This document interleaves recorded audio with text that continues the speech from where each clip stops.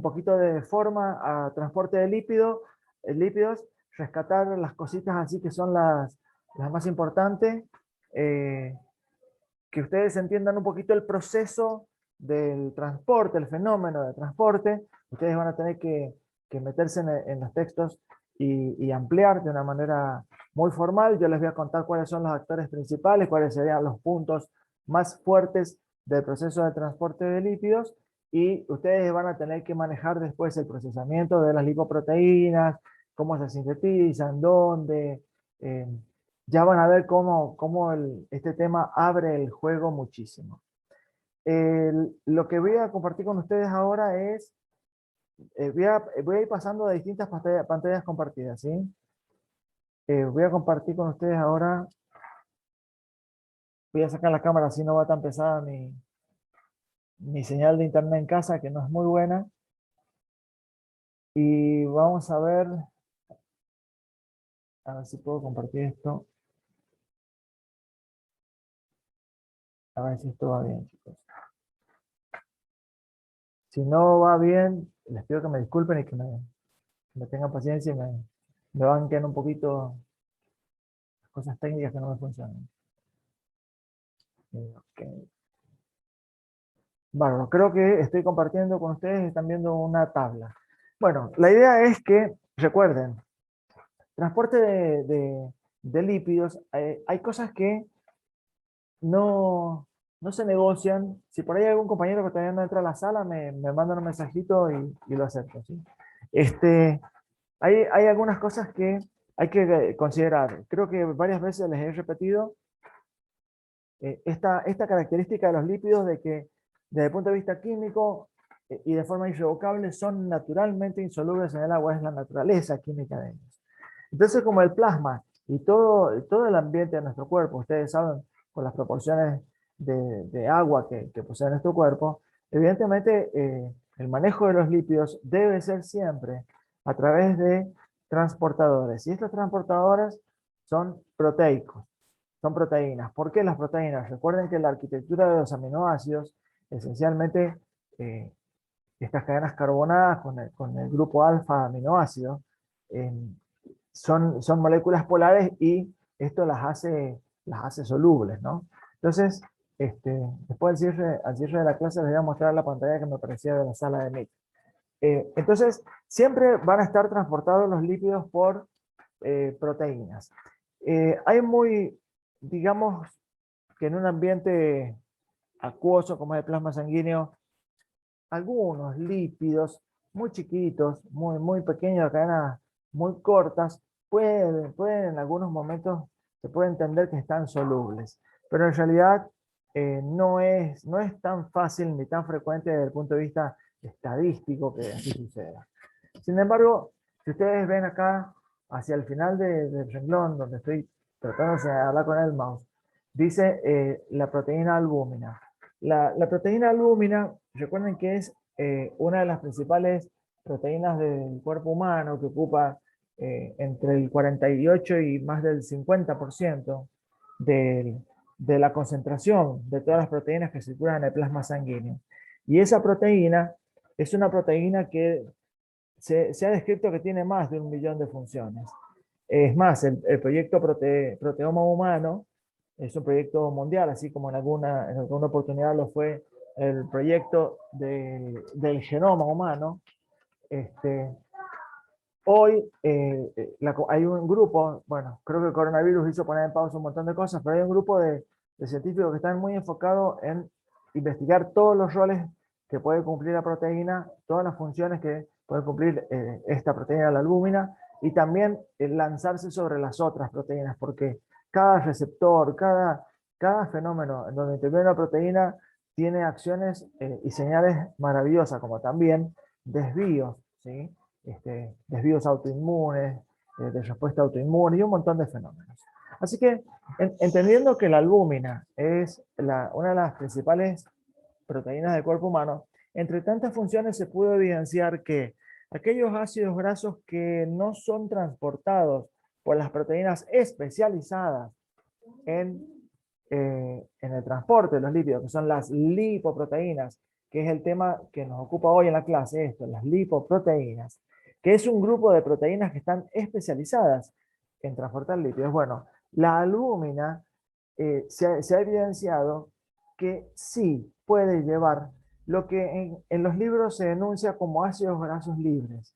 En realidad son ácidos grasos de cadenas cortas, son ácidos grasos que pueden ligarse de una manera u otra a la albúmina, porque la albúmina también en cierta manera colabora con transportar en el plasma algunas moléculas que, digamos, tienen cierto comportamiento lipídico, ¿sí? Ya lo vamos a ver a medida que vayamos avanzando sobre esteroides y otras moléculas más. Entonces, la albúmina no forma parte del combo, del grupo de lo que se conocen como las lipoproteínas. Pero el rol de la albúmina en este sentido es muy valioso, es muy importante y vuelvo otra vez a repetir, ustedes en los libros van a ver, como dice acá, esto está escrito, son las siglas en inglés, de ácidos grasos libres, ¿sí? Esto que se dice, ácidos grasos libres, ustedes automáticamente tienen que tener la asociación mental de que estos ácidos grasos libres no están como tal, sino que van siendo transportados de alguna manera con la albúmina que los hace solubles. Pero bueno, ahora ya aclarado esto, vamos a poner el foco directo. Me interesaba este cuadro que tengo un libro, me interesan algunas representaciones de este texto. Eh, si yo tengo que clasificar, recuerden que las lipoproteínas van a clasificarse por la variación de la densidad que ellos tienen, ¿no? Cuando vos los centrifugas, vos te das cuenta que tienen distintas densidades, se ubican en distintos estratos en un ambiente acuoso. Y esta densidad va a estar relacionada con la cantidad de lípidos que posee las lipoproteínas. Entonces, en función de eso y en función de las corridas electroforéticas, recuerden que una corrida electroforética es colocar proteínas que se hacen correr a través de un gel de agarosa con una solución buffer que les otorga, gracias a las propiedades anfóteras de los aminoácidos que lo vimos en el cursillo premédico, gracias a esas propiedades anfóteras, regulando muy bien el pH, uno puede hacer que las proteínas vayan migrando del ánodo al cátodo y viceversa, de acuerdo a la carga eléctrica que tengan con ese buffer seleccionado, y de esta manera se van separando en fracciones. Bueno, en una corrida electroforética se pudo evidenciar que estas lipoproteínas se agrupan y se caracterizan por una cuestión proteica estructural básica, que sería una proteína estructural que las identifica, que las define como ellas son. Entonces, entendiendo esto, que las fracciones proteicas pueden diferenciarse entre sí por la corrida electroforética y que también esta siempre se relaciona también con la densidad, dependiendo de la carga lipídica que posean, las lipoproteínas se van a clasificar o se van a identificar como kilomicrones, VLDL, es decir, lipoproteínas de muy baja densidad, lipoproteínas de densidad intermedia, lipoproteínas de baja densidad y lipoproteínas de alta densidad, HDL. ¿Okay? Es decir, toda esta categoría que está acá, toda esta categoría que está acá, son la misma lipoproteína, nada más que cambian algunos detalles en particular que ya lo vamos a ver. ¿Qué cosas está bueno extractar así como un plan de pensar este tema? Y siempre el plan de pensar, el tema es siempre pensar cuál es la fuente, dónde se generan, qué transportan, qué proteínas estructurales poseen, qué proteína estructural las caracteriza y qué proteínas complementarias necesitan para producir su función. Entonces, este cuadro me pareció interesante precisamente por esto, ¿no? Fíjense que tiene que quedar bien en claro que los kilomicrones se sintetizan, la proteína de los kilomicrones se constituyen ellos en el intestino.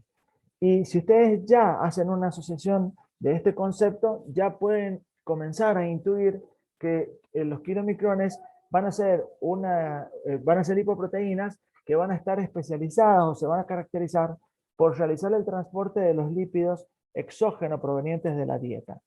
Es decir, que ellos como actores principales podemos estar haciendo una asociación de los kilomicrones con el transporte de lípidos de la dieta. Y por una cuestión de eficiencia biológica, precisamente se sintetizan in situ, ¿no? Allí es donde se sintetizan. Recuerden que los kilomicrones van a circular primero por el sistema linfático para luego, este sistema linfático, recuerden que empalma con el sistema vascular sanguíneo, estos kilomicrones van a llegar al torrente sanguíneo y van a transportar específicamente lípidos de la dieta. ¿Qué lípidos en particular? Y en particular va a transportar una altísima carga de triglicéridos. Esa sería la categoría de los lípidos predominante en el proceso de transporte de los kilomicrones. Por lo tanto, los kilomicrones van a estar aportando una gran carga lipídica de triglicéridos al plasma sanguíneo. Hasta ahí donde nacen y qué transportan y de qué origen. Esto también es muy importante. El origen, insisto, es de lípidos exógenos. En el proceso van a haber intercambios de algunos lípidos que se van a cargar un poquito en el kilomicrón, pero en realidad el kilomicrón siempre va a tener, ya vamos a tratar, voy a ver si tengo, creo que sí tengo unas imágenes para mostrarles así de un esquema de la evolución del kilomicrón hasta que desaparece, pero el kilomicrón va a ir modificando su concentración de lípidos, su carga de lípidos, al punto tal que va a asumir una identificación que es kilomicrón remanente, ¿sí? O kilomicrón residual. En algunos libros lo van a leer como la partícula remanente del kilomicrón. ¿Remanente por qué? Porque evidentemente en el proceso de circular en el vascular sanguíneo va a ir descargando su contenido de triglicéridos. Aunque algunos de estos lípidos van a irse intercambiando por cuestiones físicas o por cuestiones de asociación con los receptores de las membranas de las células, el kilomicrón remanente tiene muy poquitita cantidad de algunos triglicéridos que no logró entregar a los tejidos, algunos fosfolípidos que por ahí quedan atrapados en él, y lo interesante es que el kilomicrón nace en el intestino y va tarde o temprano a morir como kilomicrón remanente en el hígado. Entonces en el hígado él va a llevar estos triglicéridos, algo de fosfolípidos que tomó en el camino, en el proceso. También algunos fosfolípidos son de origen exógeno y el colesterol también, ¿ok? Así que si tuviéramos que hablar de manera general, podríamos decir que los kilomicrones transportan sin ninguna duda triglicéridos, fosfolípidos y colesterol. Siempre teniendo la mirada que el origen es exógeno. ¿Qué es lo que caracteriza al kilomicrón como una proteína que lo identifica? Al kilomicrón, la proteína estructural que lo va a identificar es la proteína ApoB48. ¿De acuerdo? Entonces, la proteína ApoB48 es la proteína estructural de los kilomicrones. Ustedes fíjense acá, en esta pantalla compartida que tengo con ustedes, que ApoB48 caracteriza a los kilomicrones. Caracteriza a los kilomicrones. Como verán acá, también hay otros componentes proteicos. ApoA, ApoC y ApoE. Estas apoproteínas son proteínas complementarias que son necesarias para funciones muy específicas que ya cuando hable de la circulación de las lipoproteínas, les voy a contar para qué cada una de ellas está presente en esta estructura. Básicamente, proteína estructural ApoB48. Bien, vamos a la VLDL. ¿Qué tenemos que pensar en la lipoproteína de muy baja densidad? Fíjense qué interesante cuáles son las fuentes, ¿no? Hay una pequeña proporción que se sintetiza en el intestino, pero se puede decir en general que las fuentes de VLDL son a partir del hígado. Es una lipoproteína que se sintetiza en el hígado. Y esto también los tiene que invitar a hacer una asociación del origen. Si se sintetiza en el hígado y por una cuestión de economía biológica, bueno, se sintetiza ahí porque va a transportar lípidos de origen endógeno, lípidos endógenos. Es decir que va a estar especializada la lipoproteína de muy baja densidad, la VLDL, en transportar los lípidos que nuestro hígado sintetiza a través de los mecanismos que ya hemos trabajado en las clases anteriores. ¿Cuál va a ser el contenido que va a caracterizar a las lipoproteínas de muy baja densidad? Van a ser los triglicéridos y el colesterol. Vuelvo otra vez a repetir, colesterol endógeno. ¿Qué proteína caracteriza a la VLDL? Y la proteína que la caracteriza estructural es la apoproteína B100. Y como ustedes ven acá en esta pantalla que les he compartido, la IDL y la LDL son lipoproteínas que siguen conservando la misma proteína estructural ApoB100. ¿Por qué? Porque lo que va a suceder es que la VLDL, lipoproteína de muy baja densidad, a medida que vaya avanzando en la circulación sanguínea, va a ir modificando su carga de lípidos. Fíjense de qué manera se van modificando los porcentajes del contenido lipídico que tiene la lipoproteína. Eso le va a ir asignando esta denominación, ¿no? Densidad intermedia o baja densidad, IDL o LDL. Es decir, que la VLDL, a medida que va procesando su carga lipídica, se va a ir convirtiendo en IDL y en lipoproteína LDL. ¿Cuál es la moneda de oro en este comportamiento de las lipoproteínas que tienen la estructura de la ApoB100? Es que la lipoproteína en la que termina, antes de ser procesada por el hígado, es la lipoproteína de baja densidad. Y fíjense que se puede decir que prácticamente todo el contenido de su carga es colesterol. Precisamente esta lipoproteína, LDL, es la que la gente en la jerga común la conoce como el colesterol malo. ¿Por qué? Porque precisamente esta lipoproteína va a estar especializada en depositar el colesterol en el tejido periférico, pero fundamentalmente en el endotelio vascular sanguíneo.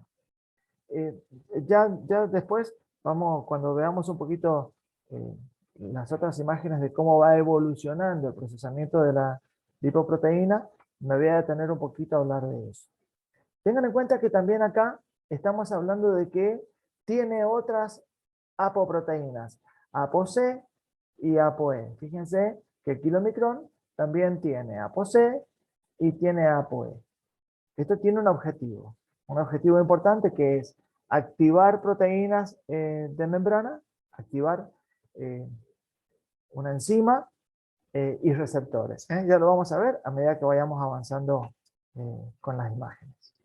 Bien, la otra categoría de las lipoproteínas es la HDL. La HDL se caracteriza por ser una proteína, miren qué cosa tan interesante, hígado, intestino y quizás un poco la modificación de alguna de estas otras lipoproteínas. Pero si nosotros tuviéramos que concentrarnos en la principal fuente, en la proporción más representativa de síntesis de HDL, es hígado e intestino, ¿ok? Hígado e intestino son las fuentes más grandes de la síntesis de HDL.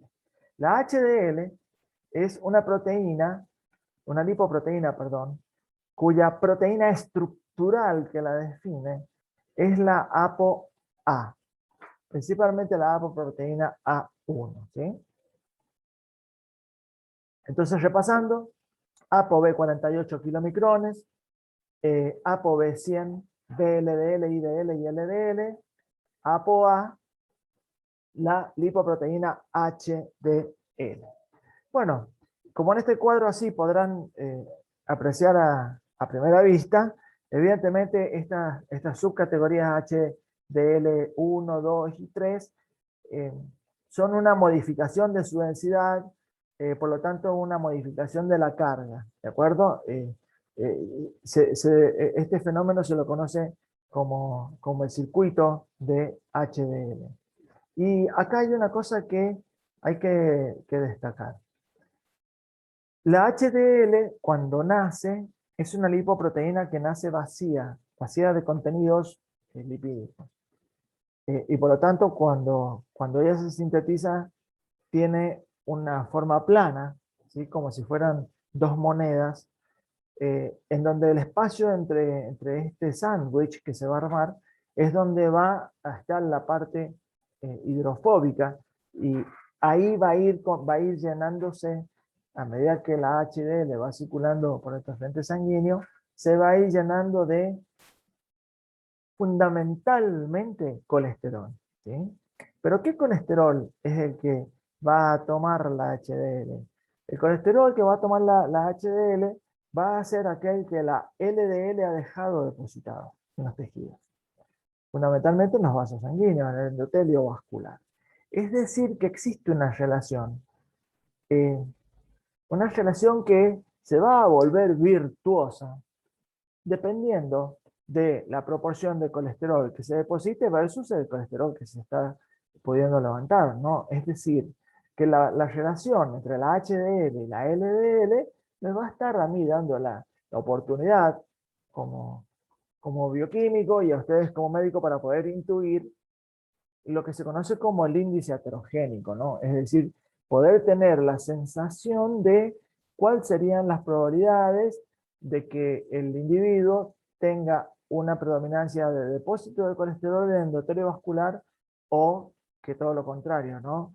Que la relación depósito versus levantar el colesterol o movilizarlo, eh, evidentemente no deja, por decirlo de alguna manera, secuelas vasculares, ¿no? Entonces, este colesterol que es el que se va a cargar en la HDL, ya les voy a contar un poquito cómo, gracias a una enzima, este colesterol es lo que la gente lo conoce como el colesterol bueno. Y acá quiero hacer un aporte desde la mirada de la bioquímica. Cuando que un poco lo vamos a trabajar seguramente en la clase que viene de una manera más detallada.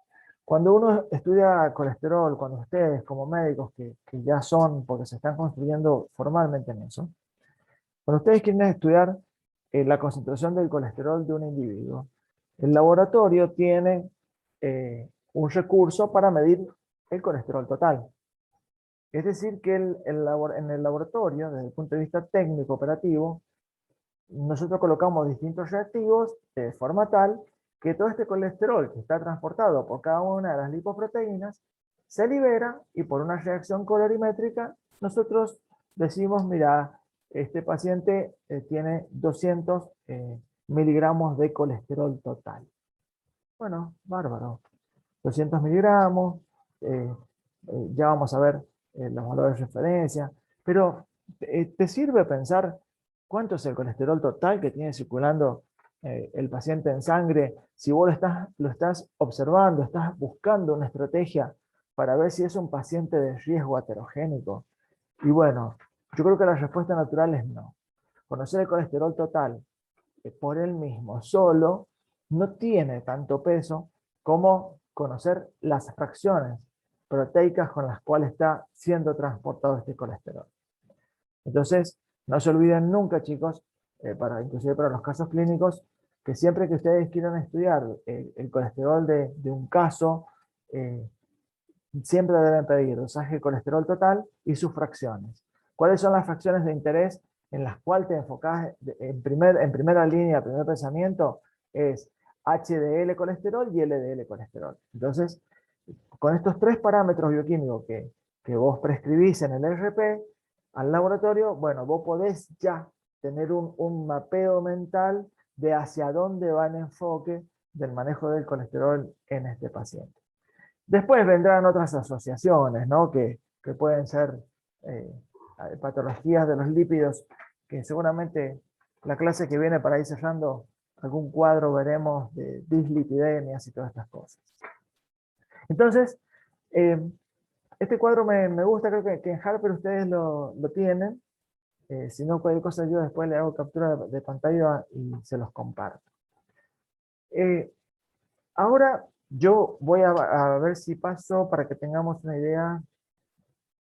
Miren, me gustaría que le demos una miradita a esta imagen que estoy compartiendo acá con ustedes. ¿Qué quiero destacar de la imagen? Quiero destacar lo siguiente, chicos. Una lipoproteína tiene la particularidad de poseer la proteína estructural, ¿cierto? Que dependiendo de cuál estemos hablando va a ser la apoproteína B, 48 de la B100, o va a ser la apoproteína A1 de la HDL.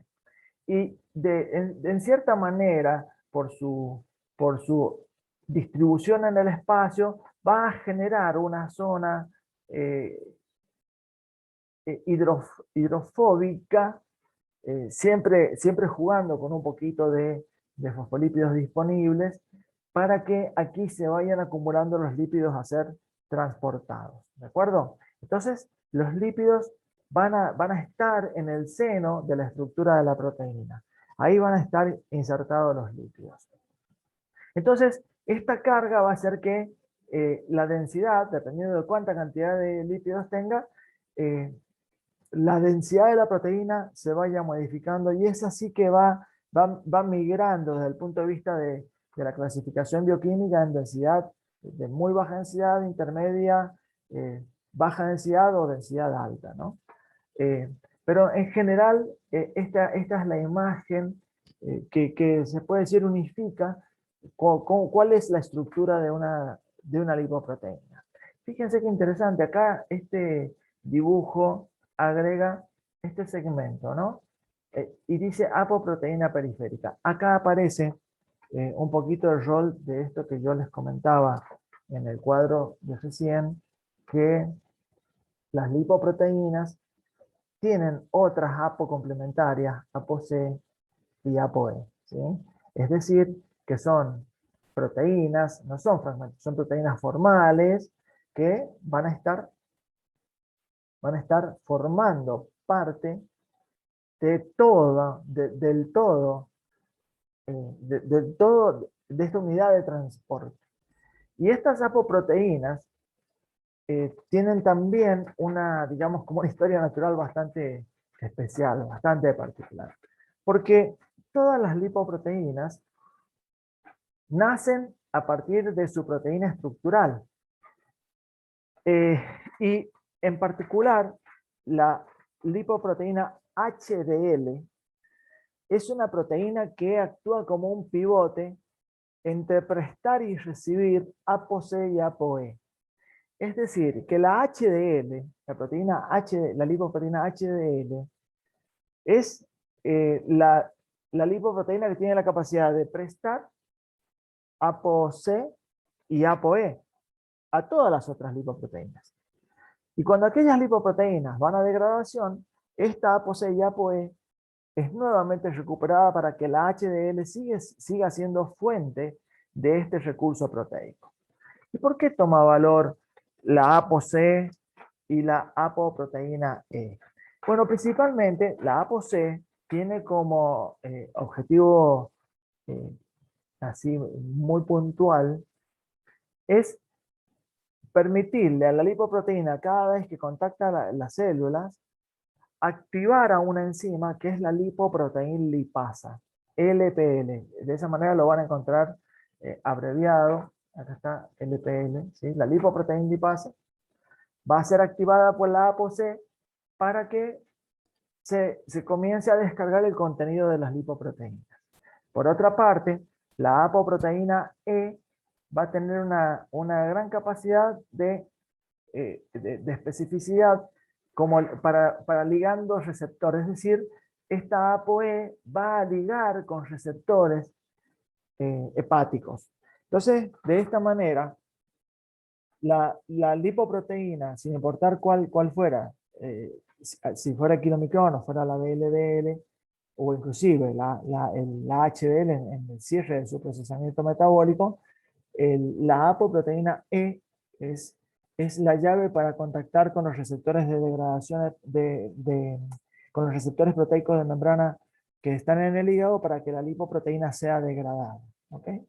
Entonces, ApoC y ApoE, principalmente así como claves de la clase de hoy, son cedidas por la HDL, que es el reservorio natural de estas apoproteínas, y cuando va a degradación, un altísimo porcentaje de estas apoproteínas C y E son devueltas otra vez, retornadas a la estructura de HL para que siga actuando como una proteína fuente de estas ApoC y ApoE.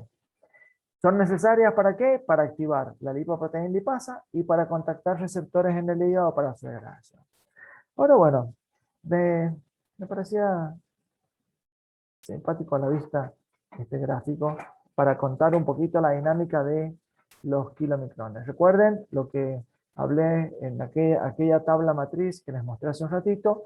El kilomicrón va a nacer en el intestino, a través del sistema linfático va a llegar al sistema vascular, y fíjense en interesante, la estructura de la ApoB48, y va a empezar a tomar, recuerden, colesterol, triglicéridos y algo de fosfolípidos de la dieta. Esto es lo importante, es de origen exógeno.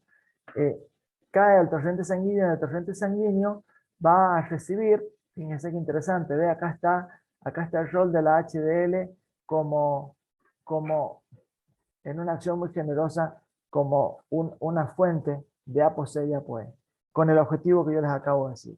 Entonces la HDL en el plasma sanguíneo le cede ApoC y le cede ApoE al kilomicrón, se complementa con las apoproteínas, y estas apoproteínas van a permitirle que el kilomicrón, a medida que va avanzando por el torbellino del contenido vascular sanguíneo, va contactando células, se va activando la lipoproteína lipasa y se van descargando ácidos grasos y triglicéridos hacia el interior de las células.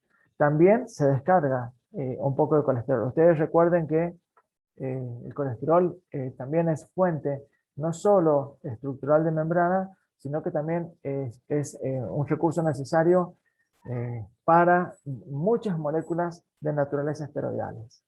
Entonces el colesterol no necesariamente es malo, sino que yo diría que el colesterol es necesario. Ni malo ni bueno, yo diría que es necesario. Al menos esa es mi manera de expresar qué representa para mí el colesterol para el individuo. ¿Okay? Desde el punto de vista bioquímico, yo lo veo así. Bueno, obviamente acá ven que el circuito de retornar las apoproteínas a la HDL, bueno, es un circuito muy formal, que está esquematizado en este gráfico, y fíjense que a medida que el tamaño con que te representan acá esta partícula, y acá más chiquitita, está tratando de dar una imagen mental de cómo se va modificando el contenido. Entonces, a medida que el kilomicrón va descargando, va quedando cada vez más chiquitito en estructura, porque cada vez tiene menos lípidos en su contenido, y a partir de ese momento es cuando ya, a partir de determinado porcentaje, se denomina kilomicrón remanente.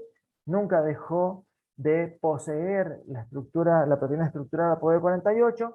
Fíjense que se queda con una marca, con un poquito de ApoE. ¿Y para qué? Para que esta ApoE pueda ser identificada por los receptores de apoproteína E en el hígado, y específicamente el kilomicrón remanente, ingresar para su degradación por una parte de la proteína y por otra parte el colesterol y los ácidos grasos. El colesterol fundamentalmente en el hígado va a ser reprocesado, al igual que los ácidos grasos, y estos ácidos grasos pueden entrar en beta-oxidación o pueden ser fuente de algunas otras moléculas, como hemos visto ya las vías metabólicas de biosíntesis de lípidos y degradación. Y el colesterol fundamentalmente, siempre que sea procesado, va a ser una fuente de jugos biliares, ¿sí? El colesterol, el procesamiento del colesterol va a dar lugar a los ácidos biliares, que conforman los jugos biliares que se deposita una proporción en la vesícula biliar y que sirven ¿para qué? Y sirven para ser secretados a la luz del intestino, y los jugos biliares en la luz del intestino, cuando de la dieta provienen lípidos, estos jugos biliares van a actuar con un fenómeno de detergente, es decir, van a ser agentes tensioactivos, que juntos con el peristaltismo del tubo digestivo va a provocar la generación de micelas. Recuerden que las micelas son partículas muy pequeñas de lípidos que se organizan de manera tal que la parte hidrofílica queda hacia afuera y la hidrofóbica hacia el interior, y estas microgotas, las micelas, de esa manera los lípidos van a circular en nuestro tubo digestivo. Estas micelas aumentan la superficie de contacto y por lo tanto aumentan la posibilidad de absorción por parte de las células del intestino, en las microvellosidades intestinales. Entonces, fíjense qué cosa interesante, ¿no? Procesar el lípido no solamente es distribuirlo, sino que también es generar jugos biliares para, eh, jugos biliares para la adecuada absorción de los lípidos a nivel del intestino. Bueno, hasta acá kilomicrones. ¿Qué pasa con la VLDL? Bueno, recuerden que la VLDL es una lipoproteína que nace en el hígado, lo habíamos visto en el cuadro al principio, nace en el hígado cargado con triglicéridos y colesterol como la carga principal de fuente endógena, ¿de acuerdo? Es decir, todos los lípidos que sintetiza el hígado son distribuidos a través de la VLDL, son distribuidos hacia el tejido periférico, siempre también con la cooperación de la HDL que le va a entregar la ApoC y la ApoE, y después lo va a recuperar. Esta VLDL va a seguir el mismo camino que los kilomicrones, ¿no? A medida que va avanzando por el torrente sanguíneo, va a ir distribuyendo por activación de la lipoproteína lipasa su contenido, va a ir descargando ácidos grasos, va a ir descargando triglicéridos, pero en menor proporción va a ir descargando el colesterol. Y ustedes, como verán, a medida que en este gráfico se va representando el diámetro de esta partícula, va cambiando, pero también va cambiando su contenido. En un momento, esta apoproteína es IDL, de densidad intermedia, que se la conoce también en algunos textos como la VLDL remanente, porque tiene una muy buena pegada, por decirlo de alguna manera, es decir, el hecho de que se contacte esta ApoE con el receptor, porque no tiene tanto volumen, entonces liga mejor con el receptor. La IDL tiene una buena tasa de degradación por el hígado, ¿de acuerdo? Para el procesamiento de su contenido. Pero, sin embargo, la IDL, mientras va tocando tejidos, sigue, va dejando, mientras tenga ApoC, va dejando su contenido. Entonces, esta IDL, cuando pasa por el hígado, va a ser capturada por el hígado gracias a la ApoE y se va a degradar. Pero, ¿qué pasa cuando sigue la IDL descargando triglicéridos en el tejido y al final su carga neta es de colesterol? En ese momento se denomina LDL colesterol. Esta lipoproteína, que es la misma, ¿ven? La ApoB100 es la porción estructural, que es exactamente la misma, solamente ha cambiado el contenido, pero a cambiar el contenido ha transitado un ciclo de aceptar apoproteínas, retornarlas, descargar en los tejidos a medida que contacta. Bueno, la LDL ya en estas condiciones está especializada en depositar colesterol en el endotelio vascular, o cuando pasa por el hígado, a través de receptores LDL, específicamente con ApoE, va a ser procesada la proteína degradándose en el hígado, al igual que su contenido de colesterol. Vuelvo a decirles otra vez, este colesterol se va a convertir en ácidos biliares para conformar los jugos biliares. Entonces, la historia natural de la VLDL es terminar como IDL remanente y como LDL. Vuelvo a recordarles, este colesterol contenido en la LDL es el que se lo conoce como el colesterol malo. Por otra parte, como yo les comentaba, la HDL, que les dije cuando les mostraba el cuadro del principio, decimos que la síntesis principalmente se da en hígado y en intestino, ¿sí? Ahí es donde se sintetiza, esas son las fuentes de HDL. Ella aparece como una molécula plana que tiene arquitectura con cierto PL, en este libro fosfolípidos, ¿sí? Que tiene una arquitectura gracias a los fosfolípidos en donde le va a crear un ambiente acá hidrofóbico para que acá pueda ser ubicado el colesterol, puedan ser ubicados los lípidos. Esta lipoproteína, la HDL, aparte de, como yo les dije al principio, que es donante de ApoC y de ApoE, se caracteriza porque posee una enzima que se llama la LCAT, lecitil colesterol acil transferasa. Eso significa LCAT. Está en los textos, eh, no creo que haga falta que se los ponga en el chat. Lecitil colesterol acil transferasa. Entonces, la HDL con su proteína estructural ApoA más la enzima LCAT sale a la circulación a cumplir su tarea. Esa tarea, bueno, ya sabemos por una parte que es prestar ApoC y ApoE, pero ahora vamos a mirar qué pasa funcionalmente con la HDL. La HDL, a medida que comienza a circular por el torrente sanguíneo, esta HDL va a ir contactando células y como ella tiene ApoC y ApoE, va a ir tocando los tejidos y va a producir a través de receptores de membrana, que tienen este nombre, receptores proteicos, va a poder tomar un poco del colesterol que algunas de las células están sintetizando y cargarlo, y va también de cierta manera pudiendo ser una fuente de colesterol para la célula, porque la célula debe tener garantizado siempre el colesterol. Si bien la lipoproteína LDL lo hace, bueno, la HDL también colabora en este sentido con la célula de los tejidos periféricos. Pero específicamente, a medida que la HDL va contactando el colesterol depositado en el endotelio vascular, la LCAT va a ir esterificando este colesterol, lo va a ir rescatando y lo va a ir cargando hacia la HDL.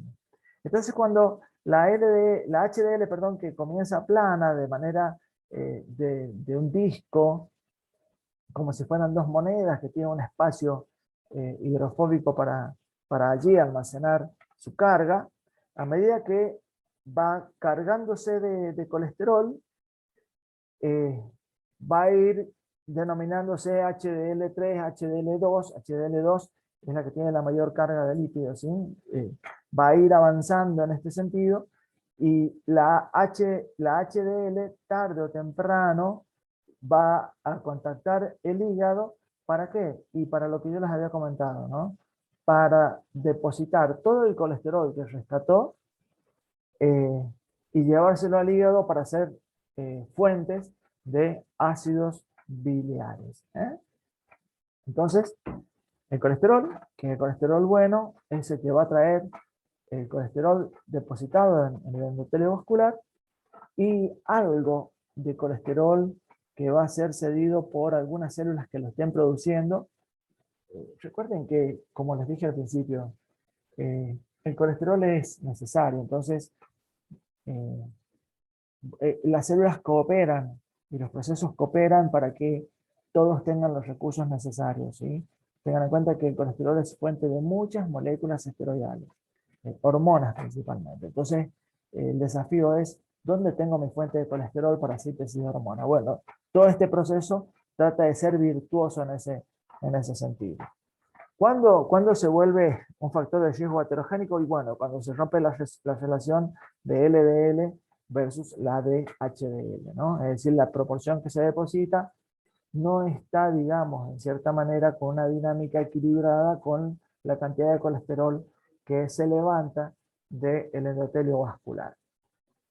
Entonces, Este sería el ciclo de la HDL colesterol. Y yo quería mostrarles, voy a dejar de compartir un poquito acá. Quiero compartirles ahora dos o tres dibujos. Ténganme un poquito de paciencia, por favor. A ver.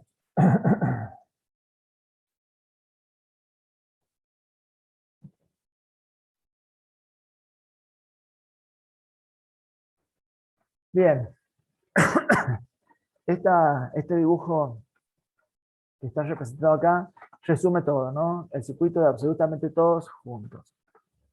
Este también, este está sacada de un capítulo de Harper. De ahí lo he sacado. Sería el resumen de las 3 vías en un solo gráfico. Pero me interesaba un poquito eh, llegar a este contexto, ¿no? El depósito del colesterol va a provocar distintos fenómenos que tienen que ver con, una parte con la física y la hidrodinámica de los fluidos, ¿no? Cuando el vaso sanguíneo comienza a tener depósitos de colesterol, se va a producir un estrechamiento del vaso sanguíneo. Ese estrechamiento del vaso sanguíneo, lo mismo que si apretaras la manguera de jardín cuando estás regando, si bien el volumen de líquido, en este caso de la sangre, que viene con un vector velocidad, que es un vector fuerza con el que va avanzando la sangre, cuando se estrecha, comienza a aumentar en esta zona la presión. ¿Y qué pasa? Cambia el vector de velocidad de la sangre y pasa la sangre con mucha mayor velocidad, pero esa velocidad hace que detrás del fenómeno parcialmente obstructivo se produzcan remolinos, se produzcan modificaciones de los vectores de velocidad y haya literalmente pequeños remolinos, un descenso significativo de la velocidad detrás de la obstrucción. Y ese descenso significativo va a hacer que las plaquetas colisionen con mayor eficiencia. Y cuando chocan con mayor eficiencia, no siguen la dinámica sanguínea de la velocidad sanguínea, chocan con mayor eficiencia y se comienzan a activar los tromboxanos. Y estos tromboxanos hacen que las plaquetas se peguen. Entonces las plaquetas comienzan a pegarse, comienzan a liberarse factores tisulares, factores de la cascada de la coagulación, y precisamente este proceso obstructivo que está acá, con el cambio de la velocidad sanguínea, no necesariamente la obstrucción se da porque el vaso se cerró por el colesterol, sino que el vaso colapsa porque se forma detrás de la obstrucción un coágulo, por la agregación plaquetaria el aumento eh, de la pegada de las plaquetas y de la cascada de la coagulación. Entonces, cuando este fenómeno sucede, se produce la obstrucción del vaso sanguíneo y detrás de esta obstrucción, esto va a provocar lo que es el infarto del órgano que está irrigando esa arteria, ¿no? Es decir, que el hecho de que un vaso se infarte es esto, ¿no? Es el hecho de que un vaso se obstruya. Al obstruirse de este lado, aparece la hipoxia por la falta de sangre y esa hipoxia lleva a lesiones en el tejido. Este infarto se llamará infarto agudo de miocardio si, bueno, si estamos hablando de las coronarias, estamos hablando del tejido muscular miocárdico, pero estos infartos vasculares pueden darse en cualquier lugar, ¿sí? Eh, a ver, hay momentos, hay circunstancias en las cuales quizás por estar sentado mucho tiempo en una silla dura, ¿sí? El filo de la silla, el estrechamiento mecánico, físico, de estar sentado sin movilizarse, bueno, puede provocar que las plaquetas desencadenen un, una, eh, un evento de cascada de coagulación, que ellas se peguen y te provocan, bueno, microcoágulos, ¿no? Que puedan obstruir arterias o arteriolas. Así que bueno, esto es un tema bastante interesante y muy apasionante de trabajar. Pero también que es apasionante de trabajar en este contexto. Fíjense ustedes que yo he traído esta imagen porque me parecía importante para hablar de lo siguiente. A medida que el colesterol se va depositando sobre el endotelio vascular, ¿qué le va sucediendo a las células del vaso sanguíneo? Las células del vaso sanguíneo van a encontrar un fenómeno lipídico que no le va a permitir el acceso adecuado a los nutrientes y la fuente de oxígeno. Por lo tanto, las células van a entrar como en una crisis metabólica y van a tratar de generar, o se van a generar radicales libres, peróxidos, superóxidos, y esto va a dar lugar a que las células reaccionen liberando calcio también hacia el exterior. ¿Para qué? Para tratar de calcificar esta placa, para tratar de algún modo de gestionarla desde el punto de vista químico. Entonces el colesterol, la placa, el ateroma, la placa de colesterol, no toda la placa de colesterol es de colesterol, por decirlo de alguna manera, fresco o inmediato, que pueda ser movilizado por la HDL. El depósito de colesterol crónico sobre los vasos sanguíneos va a provocar que esta placa de colesterol se vaya calcificando, y la que se calcificó ya no puede ser más abordada por la lecitilcolesterol transferasa, por la LCAT, para poder esterificar el colesterol, porque evidentemente está calcificado. Entonces esa placa va a quedar crónica y eternamente. ¿Qué sucede cuando uno en el acto médico ingresa con un dispositivo por el vaso? Y bueno, evidentemente, si entras con un dispositivo eh, para un estudio, para un angiograma, para una angiografía, cuando entras con un dispositivo mecánico, te puedes encontrar con depósitos de colesterol que pueden hacer que cuando vayas avanzando se pueda desprender un fragmento de la placa, un fragmento no calcificado, y por el torrente sanguíneo y el aumento de la velocidad va a migrar esa porción y puede obstruir esa porción de placa que estaba depositada, puede obstruir hacia adelante en el circuito vascular que estamos avanzando, puede obstruir vasos de menor calibre. Entonces, aquí aparece el riesgo, ¿no? El riesgo de estas técnicas, de estos estudios vasculares. El hecho de que uno crónicamente tenga depositado colesterol, y bueno, y tal vez mecánicamente uno corre el riesgo en el acto médico de que una porción de esta placa, de este ateroma, se libere, se suelte, avance y obstruya hacia adelante arteriolas más pequeñas, ¿no?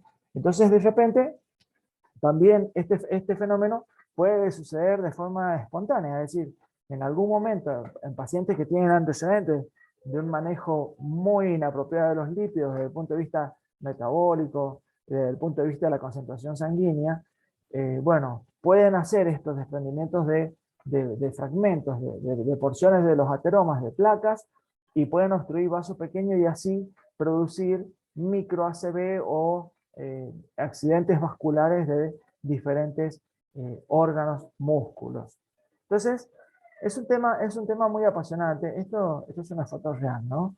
Fíjense ustedes qué cosa que impresiona a la vista, el modo en el cual el colesterol está depositado sobre el endotelio, y todo esto que se ve acá, esta obstrucción, es una placa de ateroma calcificada, ¿no? Con sales de calcio, que bueno, esta sin ninguna duda es inamovible, ¿sí?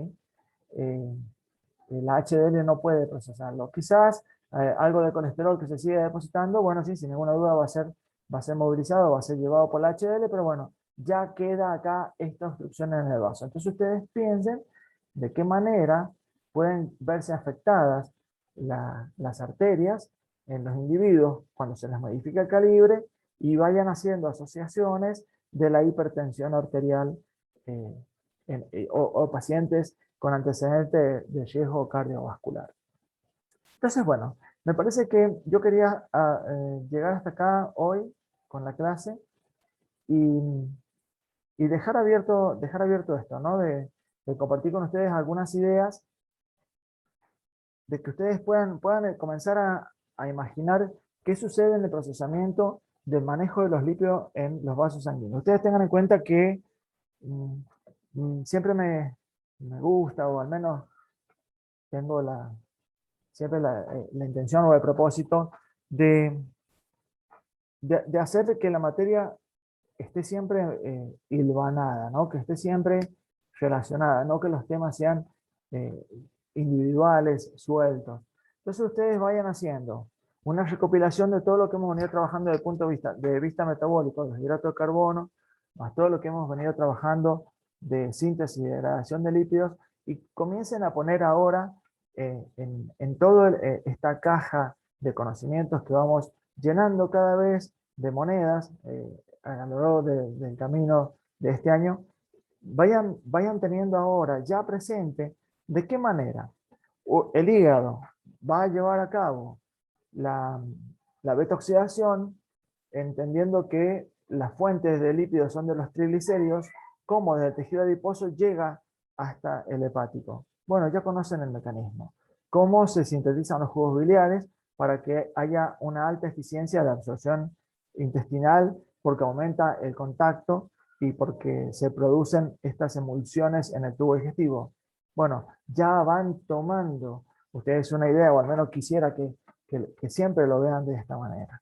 ¿Cómo es posible que el hígado, como el órgano metabólico por excelencia, procesa cadenas carbonadas para dar lugar a la síntesis de lípidos, y estos lípidos quedan depositados en el tejido adiposo, que el tejido adiposo del hígado hacia las células adiposas hay una distancia gigante? ¿Cómo llega hasta ahí el lípido? Bueno, precisamente las VLDL van a tener ese rol, ¿no? De ir llevando lípidos y bueno, y estos procesos deben ustedes, por favor, tenerlos reflexionados, deben tenerlos hilvanados, y vuelvo a repetir, no tomen los temas de bioquímica como un tema dado y un tema terminado, no. Vayan de a poco relacionando y vayan poniendo justificación a medida que vamos agregando teorías y vamos empezando a comprender procesos. Así que bueno, espero que yo haya podido hoy, nada, movilizar un poquito esa línea de pensamiento, y, y quisiera terminar por hoy la clase. No sé si a ustedes les pareció bien, les gustó, les pareció una clase que fue fácil de llevar. Vuelvo a pedirles disculpas por este imprevisto de que no funcionó el canal de comunicación. Si ustedes me dan un ok, ya podemos ir cerrando la clase por hoy. Y nada, chicos,